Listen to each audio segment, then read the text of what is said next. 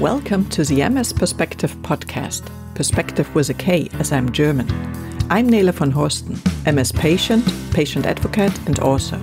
I'm bringing you interviews, inspiration and information about living with multiple sclerosis and show you ways how you can positively influence the disease and make the best out of your diagnosis.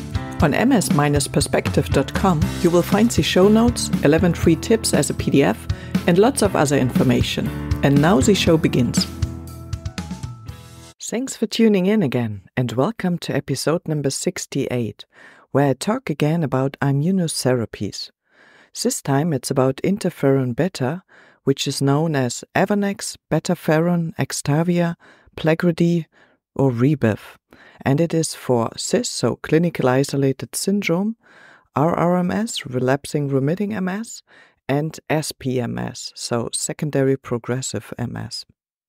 In today's article I present the interferons, which include several active substances and are known as Avonex, Betaferon, Extavia, Plegrid, Rebif or under other trade names. They are all approved as disease-modifying drugs for relapsing forms of MS. They are used for mild and moderate courses of the disease. Like glatiramer acetate and fumarates, which have already been presented, the Interferon-beta have a broader mechanism of action. In the following, I will try to provide a good overview without delving into all the details.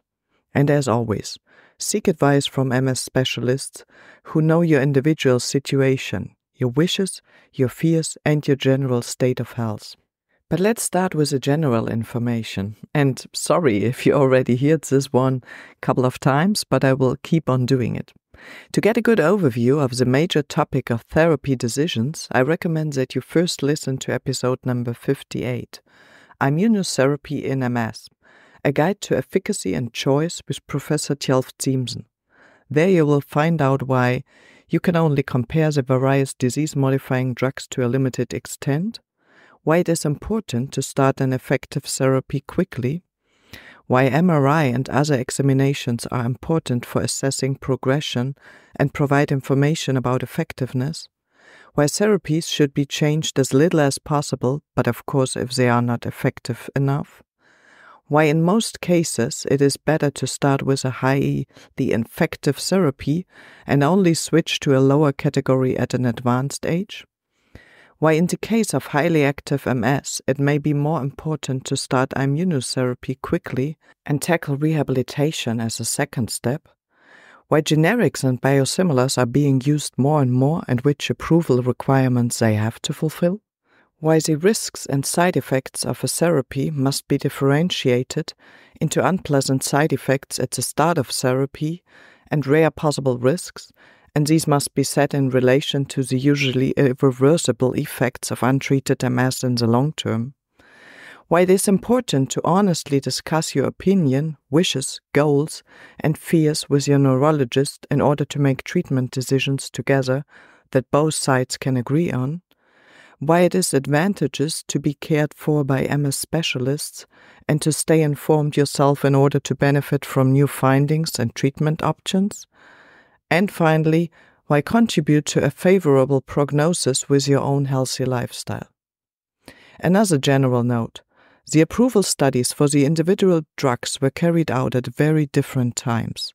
30 years ago, you had to be more severely affected or more advanced in the course of the disease to receive a reliable diagnosis of multiple sclerosis.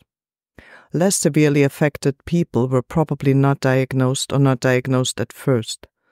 With ever-improving examination methods, such as MRI, even small lesions in the central nervous system can now be seen better. Furthermore, 30 years ago it was not yet known that neuromyelitis optica spectrum diseases, NMOSD for short, are separate diseases that require their own therapies and sometimes even react negatively to MS medication. They were previously thought to be multiple sclerosis, and MS therapies did not alleviate the disease activity. How are interferons, Avonex, Betaferon, Extavia, Plegridy, Rebif and generics classified in immunotherapies? There are currently 3 different therapeutic approaches to preventive, i.e. disease-modifying therapy DMT, for multiple sclerosis. The most unspecific is immunomodulation, which includes interferons. In migration inhibition, certain immune cells are prevented from traveling further in the body, and in depletion, developing immune cells die off. The DMTs are listed in alphabetic order. First, immunomodulation. The therapies weaken the immune system. They have a very broad effect via various factors, e.g. on Th1, T17, or Th2, T regular and antigen presentation, as well as on different signaling pathways and possibly via other mechanisms. They attempt to shift the milieu from inflammatory to non-inflammatory. The following therapies belong to it: dimethyl fumarate, known as Tecfidera in generics, and diroximel fumarate, Vumerity; glatiramer acetate, known as Copaxone in generics; interferons, known as Interferon-beta 1a, Avonex and Rebif; Interferon-beta 1b, known as Betaferon Extavia; and PAC Interferon-beta 1a, known as Plegridy; and teriflunomide, which is known as Aubagio. The second one is migration inhibition. The migration of certain immune cells is inhibited. Natalizumab, known as Tysabri and Churuku, and S1P modulators, known as fingolimod, Gilenya, oxanimod as Zeposia, ponesimod as Ponvory, and ziponimod as Mayzent. And number 3 is cell depletion, where developing immune cells die off. We have 3 versions there: depletion of T cells, B cells, natural killer cells, and monocytes. So this one is alemtuzumab, known as Lemtrada or Campath; T and B cell depletion, which is cladribine, known as Mavenclad, Loistat, or Litakine; and B cell depletion, which is ocrelizumab, known as Ocrevus; ofatumumab, known as Kesimpta or Bonds-free; rituximab, known as Meptera or Rituxan; and oblituximab, known as Briumvi. What are interferons approved for? Interferon-beta is approved for the treatment of relapsing forms of multiple sclerosis. The German Multiple Sclerosis Competence Network, KKNMS, and the German guideline recommend its use in mild or moderate forms of the disease. In addition, some interferon-beta preparations are approved for patients with clinical isolated syndrome, known as CIS, who have a high risk of developing MS. This applies to Avonex, Rebif, Betaferon, and Extavia and their generics. In addition, Rebif, Betaferon, and Extavia are also approved for the treatment of secondary progressive MS, provided there are still relapses. Different specifications or recommendations from country to country are possible. What is the situation for special patient groups? Let's start with the children and teenagers. Interferon-beta 1a, so Rebif, is approved for children aged 2 years and older. Interferon-beta 1b, so Betaferon and Extavia, on the other hand, is approved for minors aged 12 years and older. The other interferons can be used off-label, but MS is often very active in children and adolescents, so stronger drugs should be used. Please contact an MS specialist, preferably a neuropediatrician, for individual advice. What about pregnancy and breastfeeding? There's no approval for pregnant women. However, more than 2,500 women worldwide have already been registered who were taking interferon-beta until the onset of pregnancy. In these women, there was neither an increased miscarriage rate nor more malformations.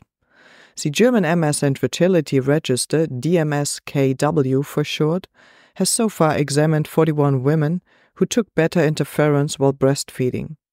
In addition to an extremely low transfer of the drugs into breast milk, which was 0.006% of the maternal dose, even lower in the case of pegylated beta interferons Plegridy, the development of the babies appears to be completely normal. Since September 2019, all beta interferon preparations have also been approved for use during breastfeeding. If you are pregnant or planning to become pregnant, please discuss your treatment strategy with your MS specialist. What is the recommendation of the European EMA and American regulatory overseas FDA? No clear association with congenital malformations or spontaneous abortions has been observed following administration of beta interferons during pregnancy. However, it cannot be completely ruled out. The data are based on use until the pregnancy is established. There are hardly any data from the second and third trimester. Continuation of therapy with beta interferons during pregnancy can be considered, but should only be carried out after a precise risk-benefit assessment with an MS specialist.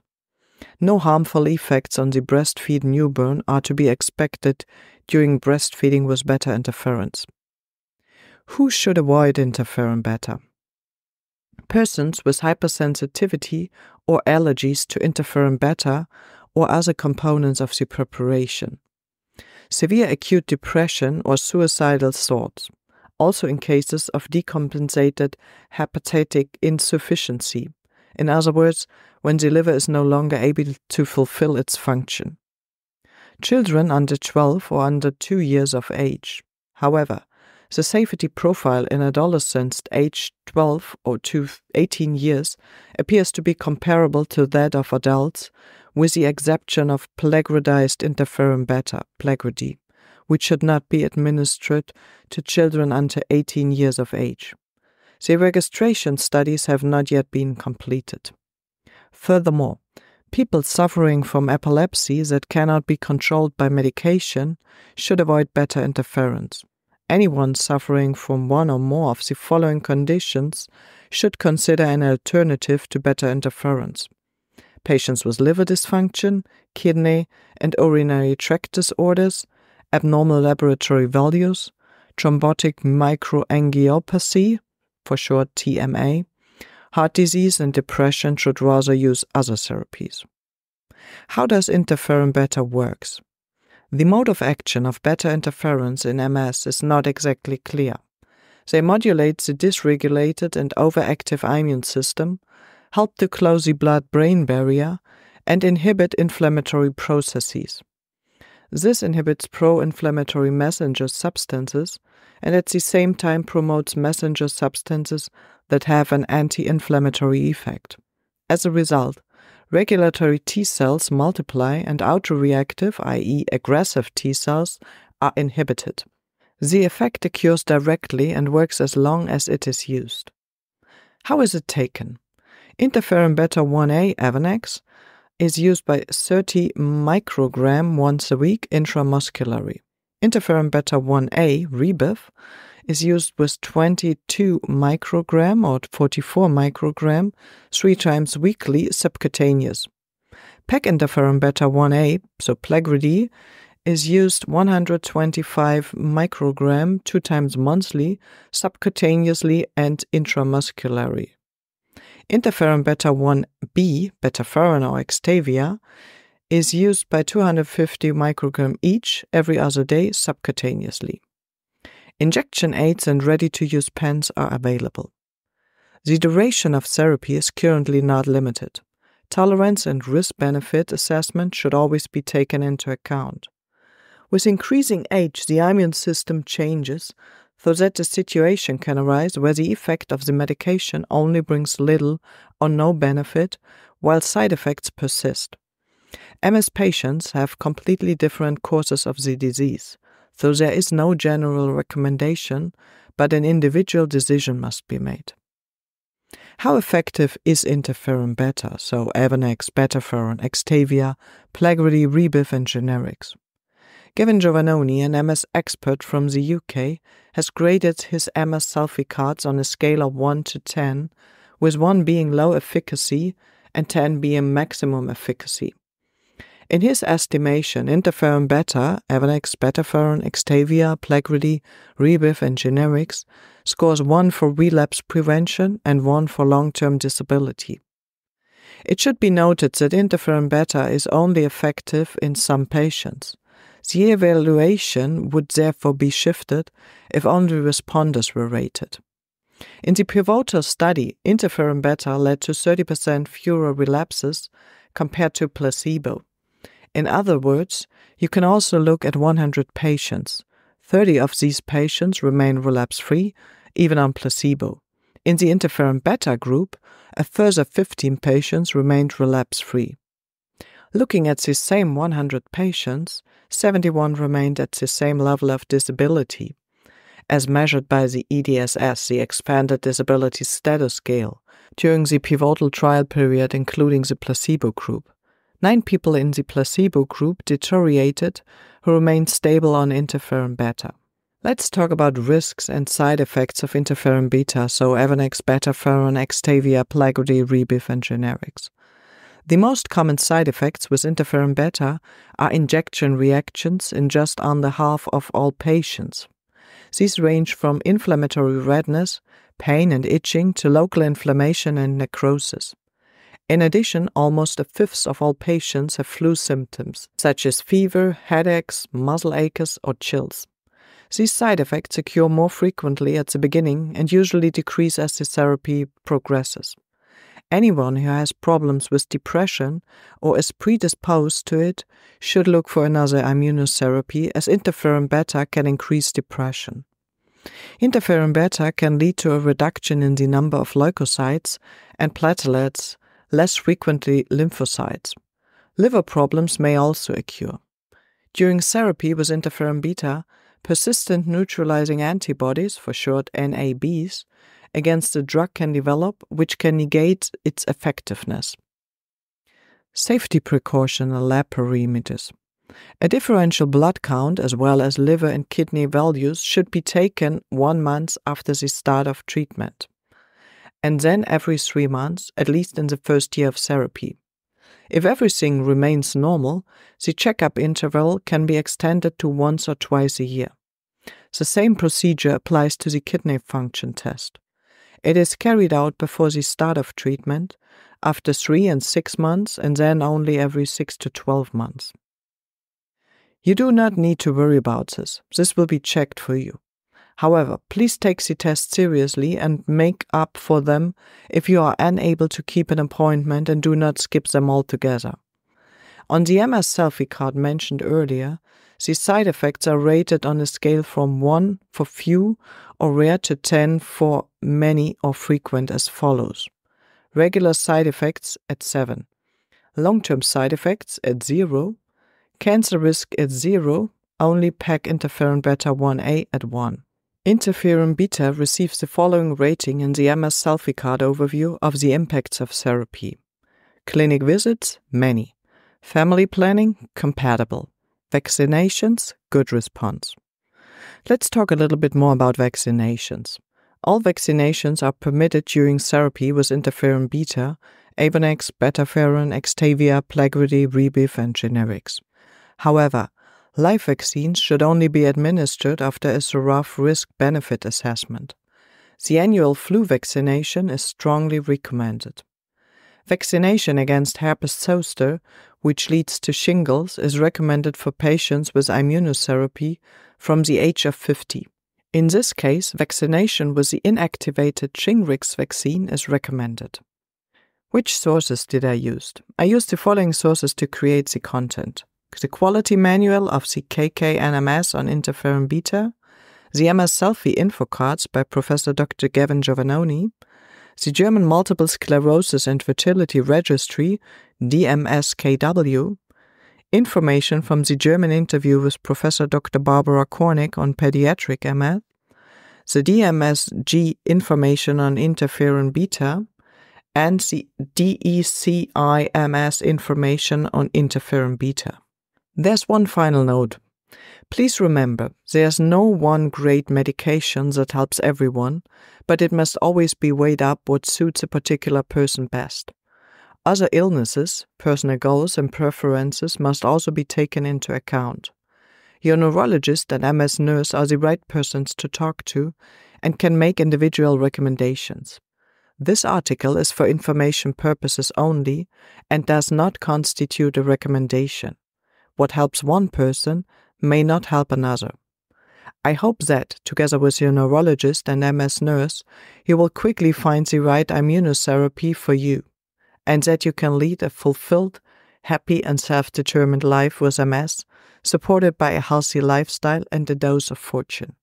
You may also want to listen to the other episodes on DMTs, dimethyl fumarate, Tecfidera, and diroximel fumarate, Fumarate, and glatiramer acetates, Copexone and Bravio. I hope you enjoyed this episode and learned something new about the immunotherapies. And of course, I will keep on explaining all the different immunotherapies. And please, you just have to be a little bit patient because I want to do them one after the other, but still have some other episodes in between. So next time, I will welcome Rachel Horn, and we will talk about Beyond Boundaries, Advocacy, Research, and Recognition in MS. And she has sponsored a very special prize, so the Rachel Horn Prize for Women's Research in MS. Rachel is living in London, United Kingdom. She is originally from Canada, and she is a journalist, honorary research fellow, and founder of the Rachel Horn Prize. And the episode after this one will be another DMT episode about teriflunomide, the last one of the immunomodulations, which is known as Aubagio. So please tune in again and stay as healthy and positive as possible. And see you next time. Bye. Thank you for listening today. I hope you found it helpful. You may also be interested in the previously published episodes and posts, which you can find at ms-perspektive.com/podcast. Perspective with a K. You can also get a free PDF with 11 tips for your positive impact on MS at ms-perspektive.com/newsletter. If you'd like to get in touch, you can reach me at nele@ms-perspektive.com or on social media. See you next time.